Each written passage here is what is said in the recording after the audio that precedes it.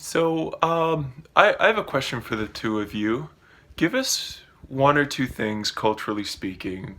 Both of you are so engaged with culture. Both of you have such incredible platforms. I know you're listening and you're learning and you're watching. What do you think are one, two, maybe even three things that will never be the same in the world as we know it? Mm, Never be the same. I definitely think the way media is consumed and Mm. created will never be the same. Obviously, how we're able to do this, we're doing more of this than ever before, and I think it's something actually really convenient and cost efficient. To be honest with you, like we're on Good Morning America and we did it from our home. Like typically, I'm getting on a plane to go to Good Morning America. I have a glam squad. There's all this stuff that goes into Mm. it to be physically there, and I think we're all learning how to be more creative during this time. I honestly do think though, like I've been saying a few times, as tough as this time is, I go, thank God for quarantine. Like there's been some really cool things that have happened. Where you're like getting to connect with people in a way you never get Yeah. to, or get a chance to like see what's happening, like because we're always moving, we're always on the go. What's up, baby? I'm um just trying to fix it here. no. We're always moving, we're always on the go, and so quarantine kind of, it has slowed life down. You get to really feel it now. You get to really like be still, right? And like hear more and see more and feel more. And it's pretty amazing. I think that we're gonna, while media, like while we're heavily on the phones right now and communicating this way, I think we're gonna all crave and have the Mm. desire to connect on a personal level when we're out of this. Like when we get together and unite and like, get back to like civilization, I think we're going to really appreciate those moments. We're not going to take them for granted, because it is challenging not to be able to see your friends or your, other family members, or just being able to go out and have a date night. It's Years. overwhelming if you ask Hey, me. speaking of overwhelming, Sierra, and this is what astounds me about you. Well, two things: your humility, your connectability. That's one thing. And then just your passion for ordinary everyday life. And the reason I say that is because oftentimes stardom, at least from my vantage point, which is pretty limited, seems to touch people, and then the average everyday life has no appeal.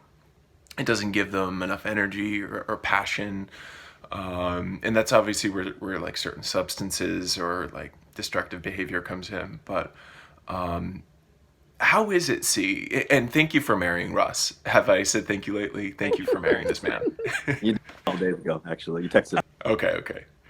How do you navigate that? And I really mean that. That's one of the things I admire most about you. How do you stay grounded, humble, passionate about ordinary things like being a substitute teacher for your kids? Well, I don't forget where I came from. It's just that simple. I don't forget where I came from, and so I'll never take any of my blessings for granted.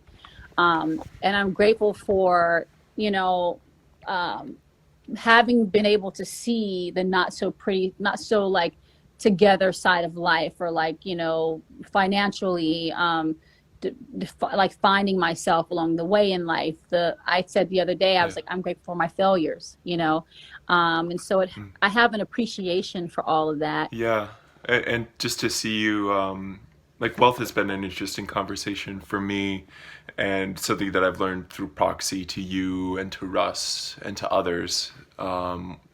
Watching you, like what's the definition of wealth? Often people think of, they just go straight to money. They think about bank accounts, checking accounts, savings accounts. But you are so overtly wealthy, meaning that there's so much depth to your relationships, to your friendships. I remember watching you guys on your most important day, your wedding day, seeing the depth of That love was and care that epic. you had.